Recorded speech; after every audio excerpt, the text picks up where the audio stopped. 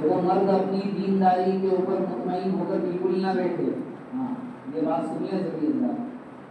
ہمیں اپنی دینداری پر مطمئن ہو کر نہیں بیٹھنا ہے. ہمارے اپنے گھروں کا حال ہم سب جانتے ہیں. میرے اپنے گھر کے اندر کتنی بے دینی ہے یہ میرے کو معلوم ہے. آپ کے گھر کے اندر کتنی بے دینی ہے یہ آپ کو معلوم ہے. اور ہر آدمی سے اللہ تبارک و تعالیٰ اس کی ذمہ داری کے اندر دی ہوئی رعایا کا سوال کریں گے. اللہ تبارک و تعالیٰ پوچھیں گے کہ ماں تختوں تک دین پہنچایا تھا کہ نہیں پہنچایا. کہ ہم تو جمعے کے اندر آ کر بیانات سن لیتے ہیں, دوسری مجلسوں کے اندر جا کر جلسے جلوس کے اندر جا کر سن لیتے ہیں, لیکن ہمارے گھر کی مستورات ماں بہنیں اس بات سے پوری اور خالی ہے. اللہ کے گھر کے اندر کھڑا ہو کر بول رہا ہوں قسم خدا کی کل قیامت کے دن تمہارے سب کی گریبان پکڑے گی. ہاں کپڑے تو اچھے اچھے دلائے تھے صاحب, زیورات کے اندر بالکل کمی نہیں کی, من پسند چیز دلائی, اچھی جگہ گھمانے بھی لے کر گئے, لیکن میرے اللہ یہ اس کی کمی ہے, اس کی کوتاہی ہے, اس کی غفلت ہے. میرے بس میں نہیں تھا کہ میں بغیر محرم کے, کہ تیرا حکم تو یہ ہے کہ بغیر محرم کے مبارک سفر, کون سا سفر حج, سفر حج کرنا بھی عورت کے لیے بغیر محرم کے ناجائز اور حرام ہے. وہ لوگ یہ بات کان کھول کر سن لیں جو اپنی اپنی مستورات کو بس ویسے ہی تو بولے بس میں بیٹھ کے چلے جاؤ, وہاں بڑا جگہ بولے اتر جاؤ. کیا دین کا جنازہ نکال دیا, کباڑا کر رکھا ہے, دھجیاں اڑا دی رسول اللہ صلی اللہ علیہ وسلم کے قربانی والے دین کی. جب اللہ تبارک و تعالیٰ کہہ رہے ہیں کہ حج کا سفر عورت کے لیے حرام ہے, تو ہم فلاں جگہ بولے اتر جانا, بس میں بیٹھ کر چلے جاؤ, اس بات کی کیسے گنجائش نکال سکتے. دین سیکھو.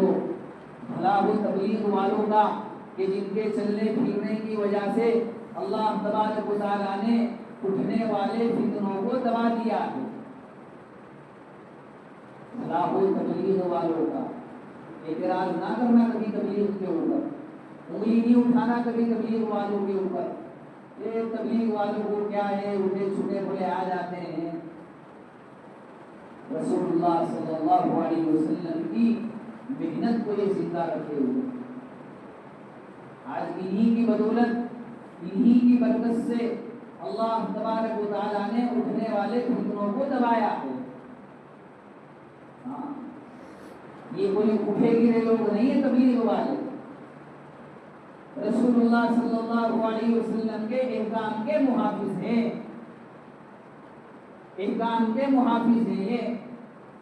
یہ لوگوں کی داڑھیوں میں جا کر ہاتھ ڈالتے ہیں, لوگوں کی گالیاں بھی سنتے ہیں, لوگوں کی برائیاں بھی سنتے ہیں, لوگوں کے سخت اور سست الفاظ بھی سنتے ہیں, لیکن پھر بھی جاتے ہیں. فلانے بھائی اللہ کے بندے آئے ہیں, وہ کہتا ہے بھیا آنا مت, کوئی نہیں ہے گھر کے اندر, میں اور آپ ہو تو ایک بات میں کیا چل بھائی کیا جائے, بولے وہ سلا آتا تو ہے ہی, بولے باہر ہی نہیں نکلتا. لیکن یہ بیچارے باتیں سننے کے باوجود اس کے گھر جا رہے ہیں. آج نہیں ملا کل جا رہے ہیں, کل نہیں ملا پرسوں جا رہے ہیں, پرسوں نہیں ملا ترسوں جا رہے ہیں, اس کے بعد جا رہے ہیں, کہہ رہے ہیں بھائی نماز آپ کے اوپر فرض ہے. فلاں جگہ تعلیم ہوگی, اپنے گھر کی مستورات کو پہنچانا. بھائی فلاں جگہ جوڑ ہے, آپ نے بھی چلنا, اللہ کے راستے کے اندر جانے کی ترتیب بھی آپ نے بنانا. بھائی فلاں جگہ اجتماع ہے, دیکھو اللہ والے آئیں گے, ان کی باتیں آپ سنیں گے, میں سنوں گا, ہماری اپنی زندگی بدلے گی. میں جا رہا ہوں, آپ بھی چلیں میرے ساتھ. اللہ تبارک و تعالیٰ نے ان کے اٹھتے ہوئے قدموں کے نیچے اٹھنے والے فتنوں کو دبا دیا ہے. ہم نکلیں گے نا اللہ کے راستے کے اندر, جب معلوم پڑے گا کہ امت کا حال کیا ہے, بیٹیاں کس طریقے سے ارتداد کے دہانے کے اوپر بیٹھی ہوئی ہے. اگر یہ تبلیغ والے نہیں ہوتے, یہ مدارس والے نہیں ہوتے, یہ علماء نہیں ہوتے, تو امت کی بیٹیوں کا ایک ایسا طبقہ جو بیٹھا ہوا ہے ارتداد کے دہانے کے اوپر, اسی فکر کے اندر ہے کہ کب موقع مل جائے اور کب میں اپنے دین کو، اپنے اسلام کو، اپنی شریعت کو چھوڑ کر غیروں کے ساتھ اپنے منہ کو کالا کر لوں۔ امت کی بیٹیاں ارتداد کے اوپر بیٹھی ہوئی ہیں، یہ جا رہے ہیں تبلیغ والے، یہ جا رہے ہیں علماء، سمجھا رہے ہیں ان کو، دین بتا رہے ہیں، شریعت بتلا رہے ہیں۔ اسی لیے ہمارے بڑے فرما رہے ہیں کہ اپنے گھروں کے اندر مستورات کے قیام کو لازم کرواؤ، بڑے بڑے گھر بناؤ، اور جن کے بڑے گھر بنے ہوئے وہ مستورات کے قیام کو اپنے گھر کروائیں۔ کارگزاری آتی ہے مسجد وار جماعت کے اندر کہ بھئی ایک آپشن یہ ہوتا ہے کہ بھئی کتنے گھروں سے جماعت کے نام آئے کہ ہمارے گھر جماعت کے لئے، کہا کہ ایک گھر ایسا نہیں آتا ہے، ایک نام ایسا نہیں آتا ہے کہ بھئی میرے گھر پر جماعت کے لئے جب بھی آئے تو بولے میں تیار ہوں، اینی ٹائم رات کے 2 بجے آپ مجھے فون کر کے کہہ دیں کہ فلاں صاحب آپ کے گھر کے اندر مستورات کا قیام ہے اور آپ کو جماعت رکوانا ہے۔ ارے یہ اللہ کے مہمان ہیں، اتنا کھل کے اس لیے کہہ رہا ہوں کہ یہ دعوت اور تبلیغ کی مسجد ہے، اور دعوت تبلیغ والے لوگ بیٹھے ہوئے ہیں یہاں پر، ذمہ دار لوگ بیٹھے ہوئے، کام کو سمجھنے والے بیٹھے ہوئے ہیں۔ یہ دعوت تبلیغ والے اللہ کے مہمان ہیں، یہ خواتین آتی ہے، اللہ کے مہمان جب آئیں گے ہمارے اپنے گھروں کچھ نہیں مانگتے میرے بھائیوں، یہ کچھ نہیں مانگتے، یہ تو صرف کہتے ہیں کہ بس سونے کے لیے اور رہنے کے لیے، پردے کے لیے ہم کو آپ کا گھر چاہیے، نہ آپ سے کھانے کا مطالبہ، نہ آپ کے بستروں کا مطالبہ، نہ آپ سے کسی اور چیز کا مطالبہ، کوئی چیز ان کو نہیں چاہیے، آپ کا گھر دے دیں۔